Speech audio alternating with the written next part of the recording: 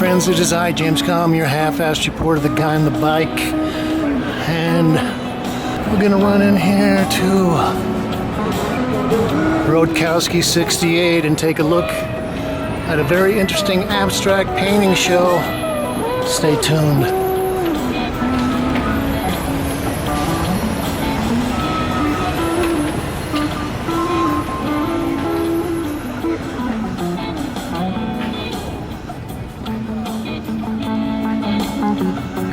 This is a show by Daniel Weissbach. Hi, Maria.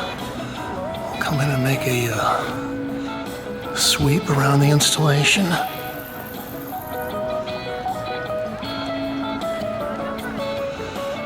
Well, I came in and saw the show yesterday, and I was interested because while I was at the Armory Show, I was talking to some people who were saying that the market interest in figurative art it's got to be running its course, and so it was time for some serious abstraction to come on the scene, and I think I'm going to try to paste together at least 2 or 3 shows that kind of carry out that prediction. One of the things that I thought was intriguing about Daniel is that he started out as a graffiti writer, but he had kind of a conceptual approach. So he invented apparatuses for having several spray cans at the same time that he would use to make these kind of very graphic linear patterns. And in that way, I think that it's different than, say, New York or the Bronx graffiti, in that this is more like some kind of conceptual painting.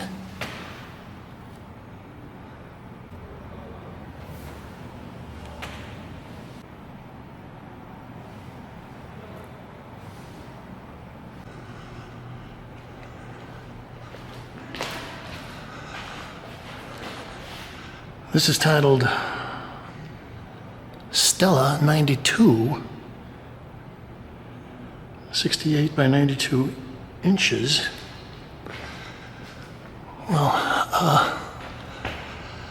as I was saying, Daniel was a young artist. I believe he's working in Berlin, kind of got a reputation in the graffiti scene, was doing some things. I showed you some of his conceptual approaches to spray painting. And I guess at some point he decided he was going to do some more serious painting, so he started this series of Stellas. And I think he died early. What does it say here? Tragically, Daniel passed away at the age of 42. I think they said he had a brain tumor, but I guess in about a 10-year period that he finished 92 of these Stellas. And, well, I was talking about people kind of yearning for some maybe serious formalistic abstraction after, gosh, 10 or 12 years of oversaturation of figurative painting. So this is Stellen number 81.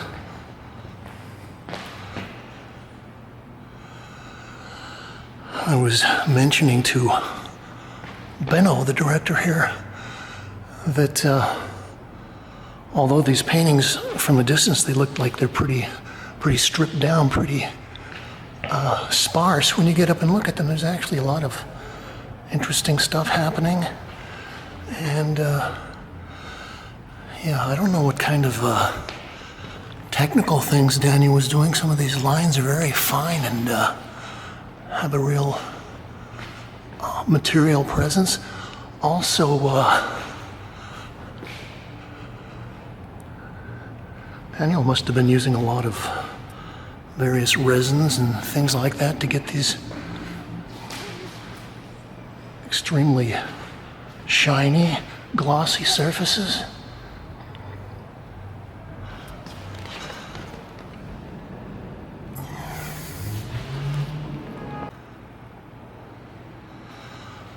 Stellen numbered 82. As we were chatting about this, Beto mentioned that a lot of this is based on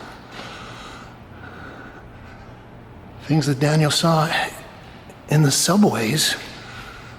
So some of it relates to the tiles. I was looking at this and saying this looks like maybe the gates at one of the fair turnstiles. And there's a nice kind of contrast between a real strict formalistic approach and then these other things where you've got kind of brushy, expressionistic slathers.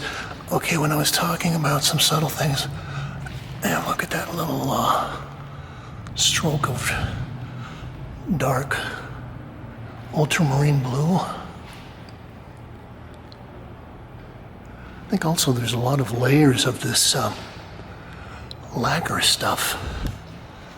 Okay, one of the other tricky little features is this. Is it a hockey card, something like that? Maybe it's a soccer team, Berlin. It's like something that was stuck on a column in the subway, kind of buffed off.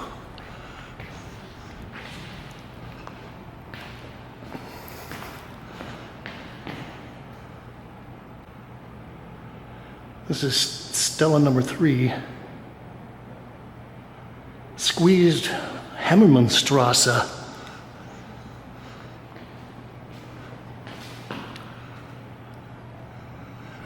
Well, we were talking about some of the paintings based on grids, and so Daniel has used a grid here, except that he's taken the grid and kind of broke it apart, skewed it a little bit.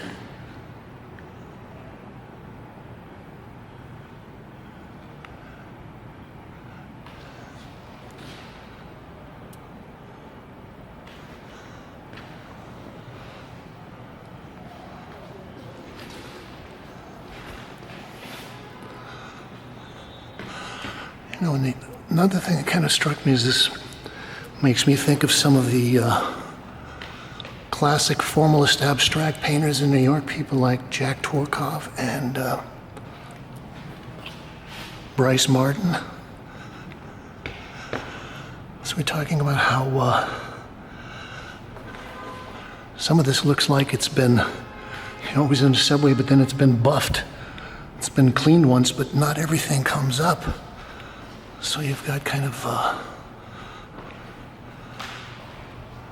resonant echoes of previous images. It's the smallest piece in the show. Stella 83.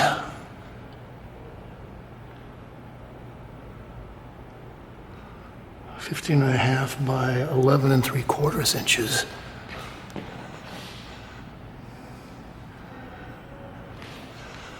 So we were talking about how some of this recalls things you'd see in the subway. And I'm thinking these little kind of like illuminated stripes make me think of the neon tubes that you might see down there.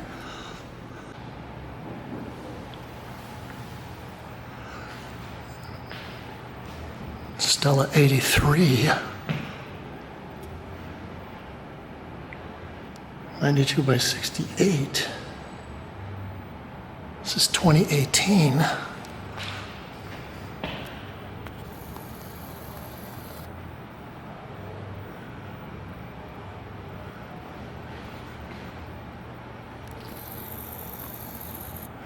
And again, we've got this kind of it's like a radiant beam.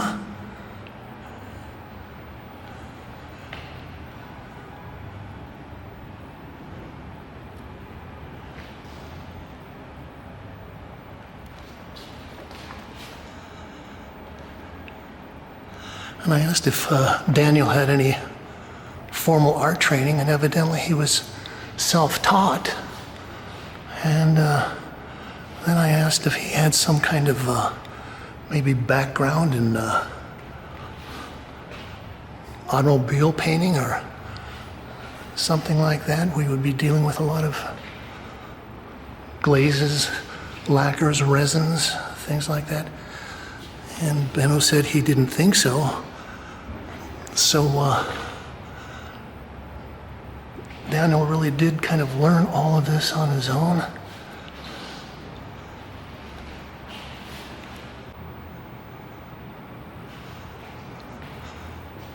Stellen number 66.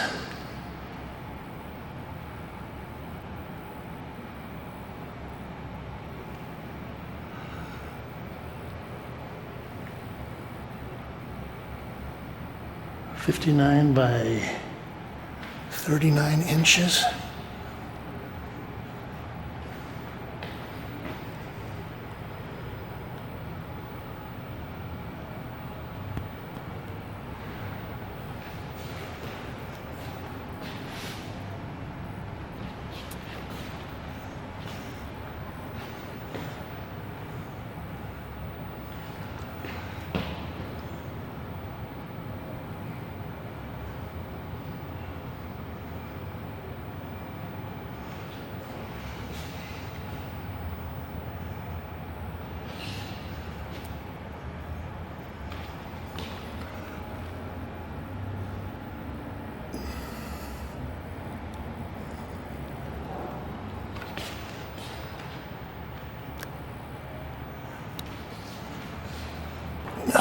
You know, considering the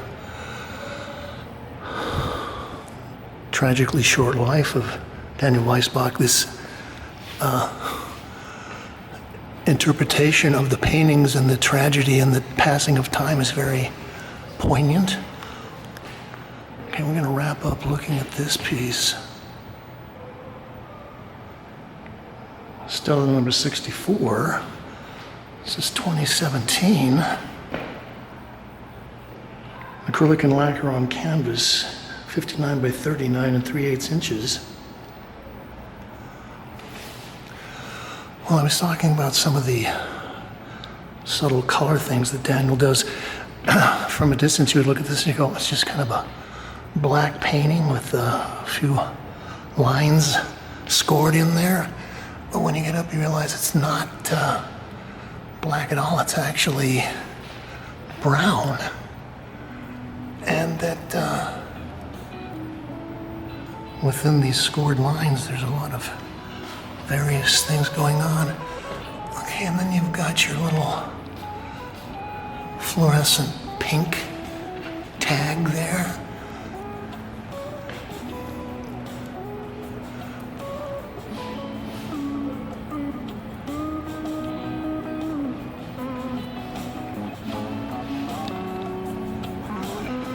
So this has been James Kalm reporting on Stellen at Ruttkowski 68.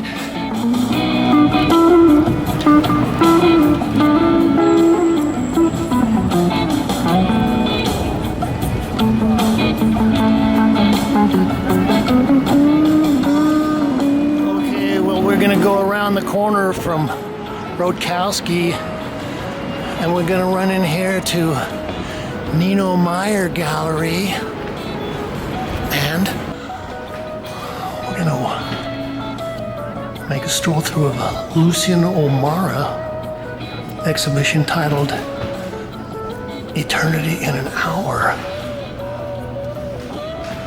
Well, I stopped in at the Nino Mier Gallery at the Armory Show. They had a painting by Lucienne there.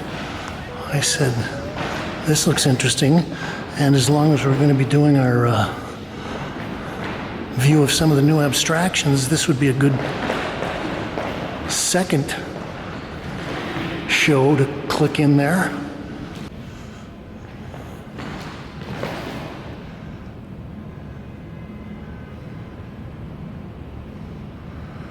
titled 812. This is oil in 59 by 78. Okay, so they're saying that Lucienne is a London-based painter. And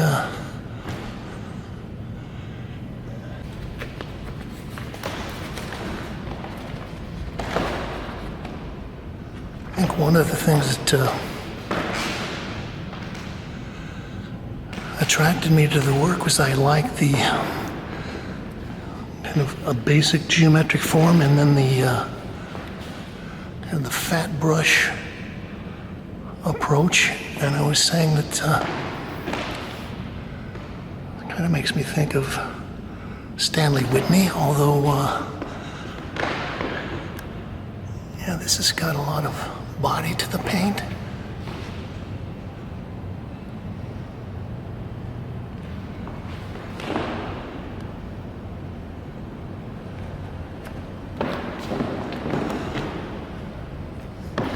I think also you can see that there's a lot of wet in wet painting. So when just kind of working on this various levels, some of the underpainting comes up and gets mixed in with the strokes. Okay, so this is 712 2024 oil and lens is 58 by 78.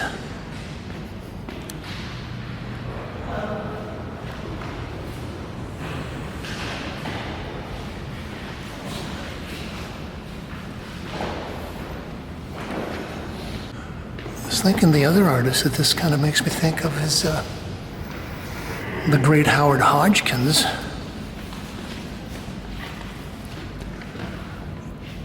Who did a lot of paintings with frames on them, and then he would just kind of slather in these layers and layers of fat brush strokes.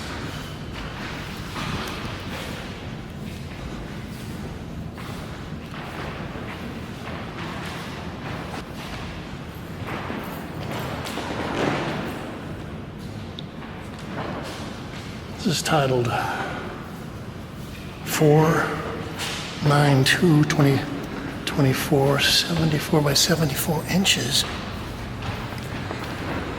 Also, I like that Lucienne is not using all these kind of sugary colors. She's got some nice kind of classic earth tones, grays, and then a lot of these colors through the mixing of the spontaneous paint handling. Gets into some nice toned grays. I got some splatter there.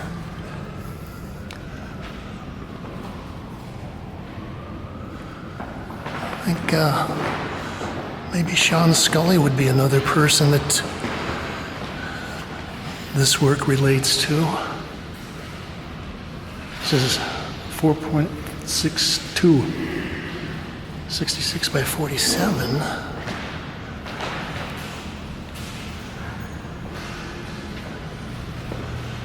I think there's also a great sense that the forms, the rectangles, the squares are formed with like a single stroke or a very limited stroke, and there's a certain amount of scraping through things as well.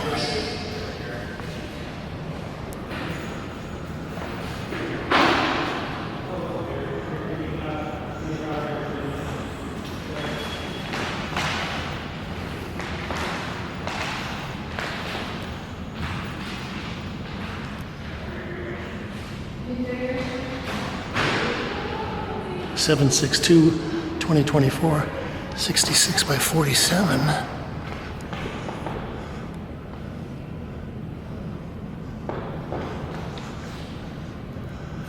Okay, so I'm just looking at this and thinking that, oh, that's got to be like a 6-inch brush.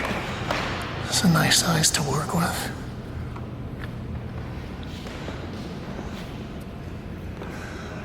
I would love to see some kind of a time-lapsed video of what these pieces look like from the beginning to the end, how structured the work is, and how it spontaneously starts to morph into something else.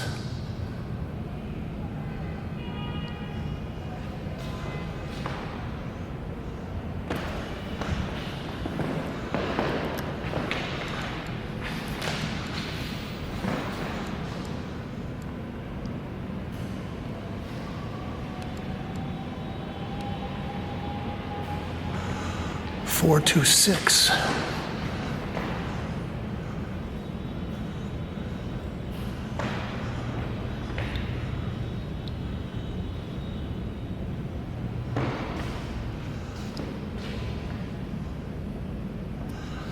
Yeah, this one's kind of nice because you got a lot of black background in there.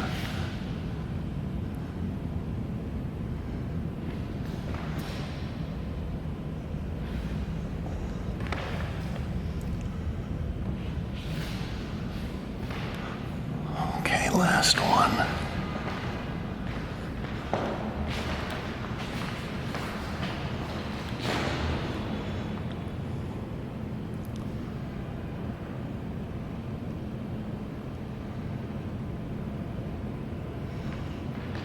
Six, 6, 2.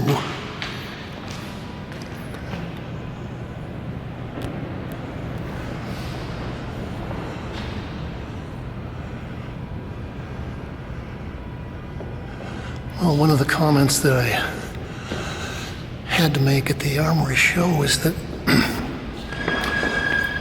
there's a whole contemporary palette, and I think a lot of it is based on video games or colors that you see online, or some of the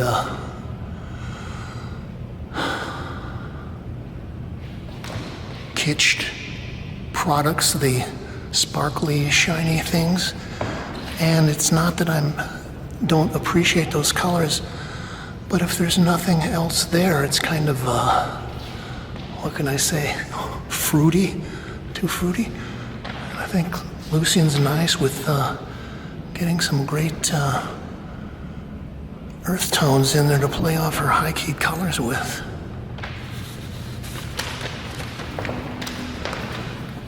Okay, so James Kalm reporting on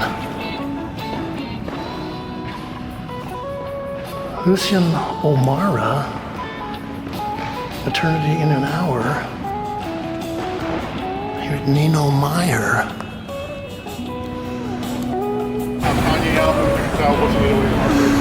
Okay, friends, well, we're going to go across to the other side of Broadway, and it's late. We're going to try to capture a third version of some of the new abstraction here at Canada. Okay, well, we've got very little time, so we're going to run through and look at a show by Hasani Sahlehe.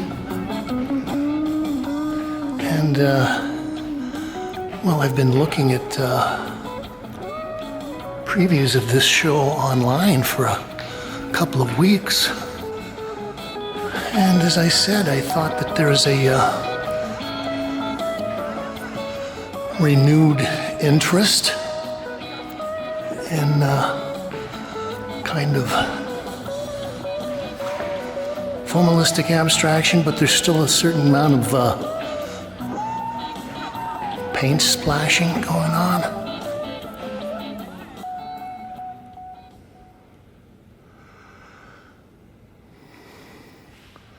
Okay, well, they're calling this show Song Ideas, and this is Hasani's first show here in Canada.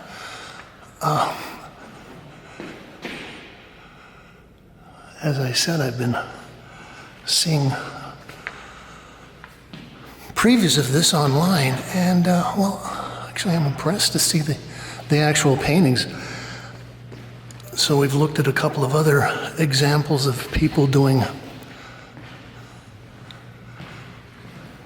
formalist abstraction, and a lot of it is based on the grids. This is titled Sun, Moon, and Stars, 2024 acrylic gel on canvas. I see that Hasani is from Georgia, and I was making references in one of the other shows, maybe it was Lucienne's, that some of this work made me think of people like Stanley Whitney and Sean Scully. Although I like the way that Hassan kind of looks like he pours out the paint. Oh, this is a beauty. It's titled Bridges. Acrylic gel and airbrush on canvas.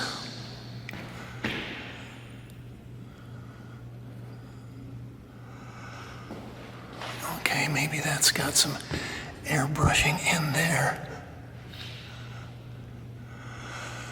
Well, I'm a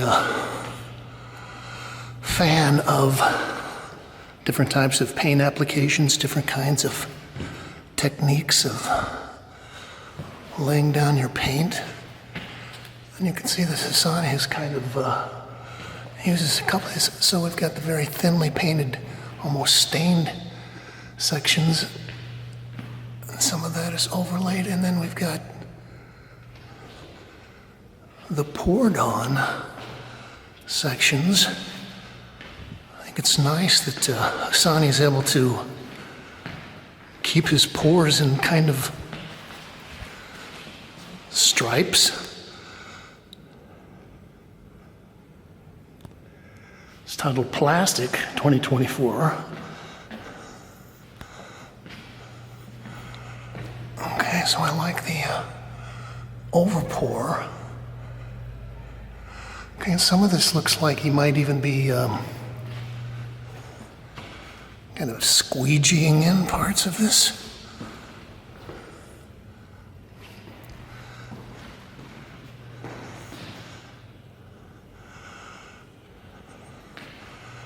So I was referencing Howard Hodgkins, Stanley Whitney,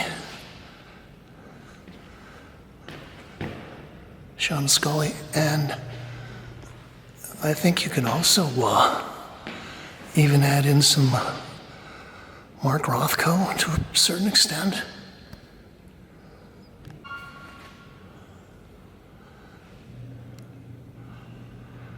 My Secret 2024, acrylic gel and airbrush on canvas. Okay, this is a big painting. This is 108 by 84. Basically 9 by 7 feet.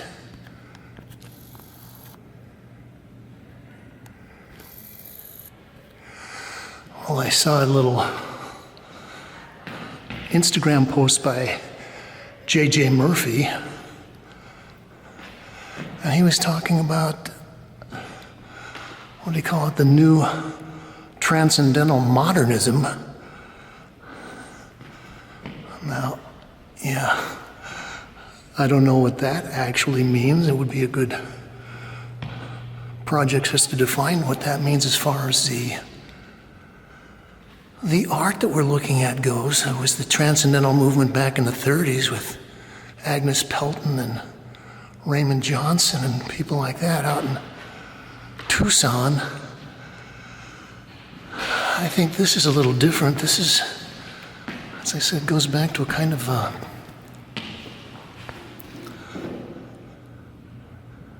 casual formalism, maybe.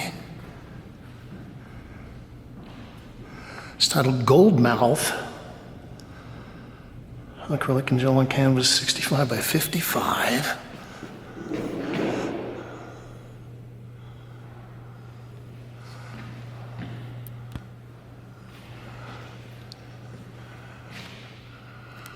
And I think one of the nice qualities about the way that Hasani lays out his colors, he really have to kind of do a forensic study of how the paint is applied. And like I said, there might be just a little bit of squeegeeing back in there. But Hasani's got very good control. And I think just from the way things are layered in the overpours that it would appear that some of this he lets dry for a while and then maybe applies the other strokes. But as I said, very nicely controlled. And I think it also gets back to this whole question of figuration we've been looking at for the last 12 years has kind of run out of gas. Okay, so that was nice. I just had a chance to talk with Phil Gruyer, who is one of the principals here. Talked about Hasani's work and how they kind of hooked him up with the gallery. And we were talking about a couple things. One of them is that I guess Hasani is still, relatively speaking, a young artist, maybe in his early 30s, something like that. And also we were talking about some of these little noogies, I don't know what you call them,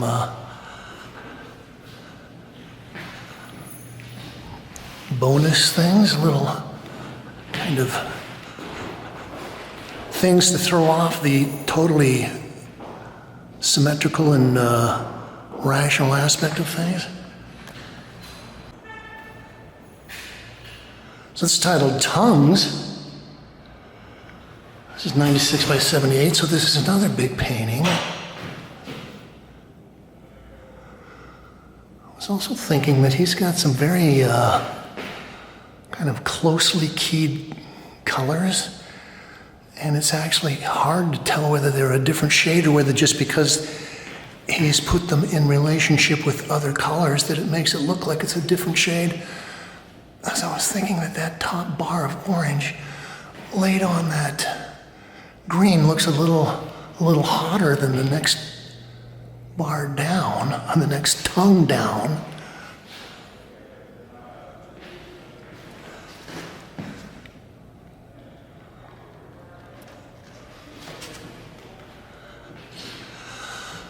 Well, as I was saying, we're talking about the shift between the figurative painting that has kind of attracted a lot of the market attention, and, well, maybe a drift back towards abstraction.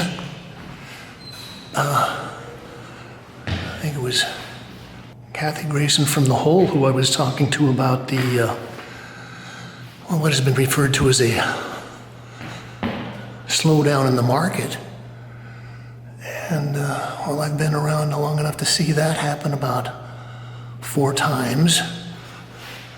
So about every 10 years there's some kind of a economic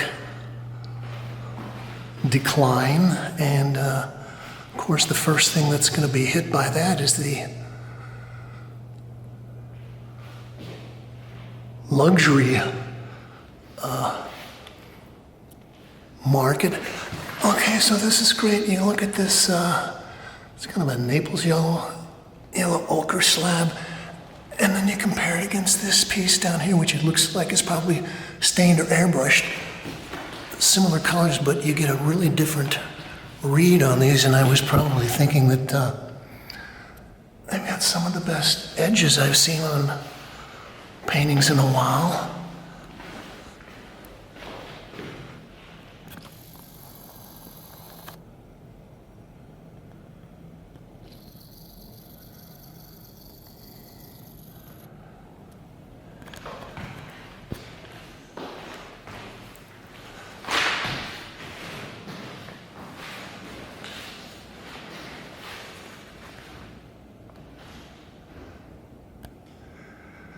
Titled Uncle 2024.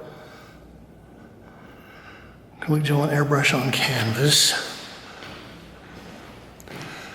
And again, notice that little open edge of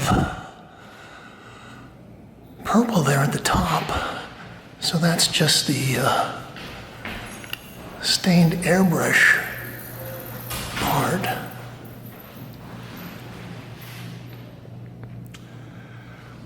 And also, I think I mentioned that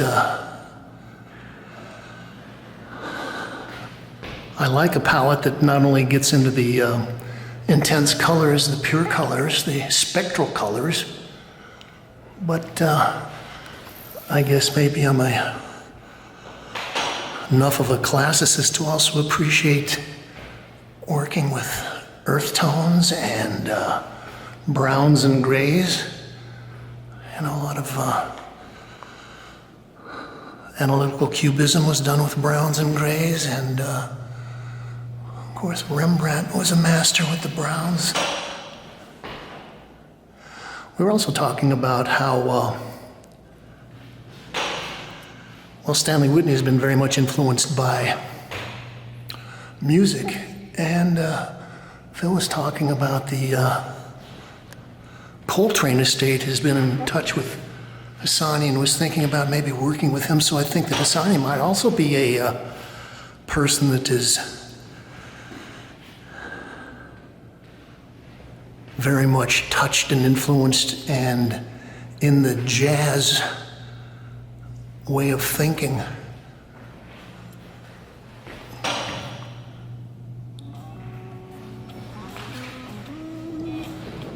So we're going to wrap up this leg of our view of New Abstraction downtown. And these shows have all been within like a block and a half of each other. This is Hasani Sahlehe, Song Ideas at Canada. You can like this, share. Link it up to all your social media sites, talk about it, recommend it. You can also leave your thoughts, ideas, comments, criticisms, and reviews below. And you can subscribe. And all that we ever ask you to do. You don't have to reach out to Patreon or send me money or anything else like that, because I don't have a Patreon site.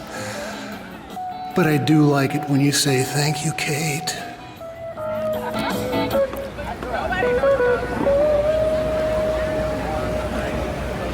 Thank you.